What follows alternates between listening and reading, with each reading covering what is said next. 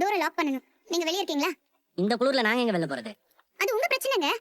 நாங்க வெளிய போறோம். அப்ப கதவை சாத்திட்டு தான போக முடியும். சோ ப்ளீஸ் போறீங்களா? அப்படி எங்க போறீங்க? நாங்க எங்க போனா உனக்கு என்ன? பிரதர், நீங்க கொஞ்சம் வெளிய இருங்க. அவங்க தான் வெளிய போறதா சொல்றாங்கல்ல. வெளியில எப்படி குளிருதுன்னு பாக்குறீங்கல்ல. எப்படி அங்க போய் உட்கார முடியும்? நீங்க இப்ப போயிட்டு எப்ப வருவீங்கன்னு தெரியல.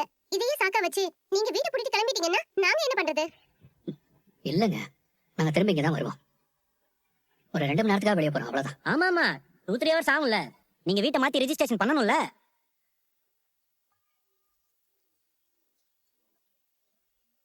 ரெஜிஸ்ட்ரேஷனா?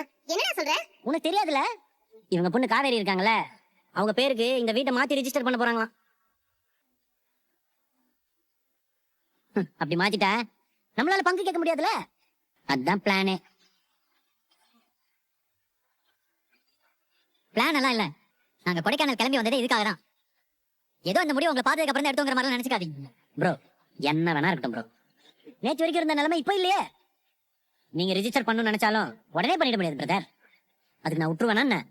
நேற்று போலீஸ் சொன்னதை நீங்களும் கேட்டீங்கல்ல. உங்களுக்கு ஏதாவது வேணும்னா நீங்க அதை கோர்ட் மூலமா அப்ரோச் பண்ணுங்க. அப்படி உங்களுக்கு இந்த சொத்துல உரிமை இருக்கா இல்லையாங்கிறத கோர்ட் டிசைட் பண்ணட்டும். அது எப்படி தம்பி? நீங்க வீட்டை விட்ட பிறகு நாங்க கோர்ட்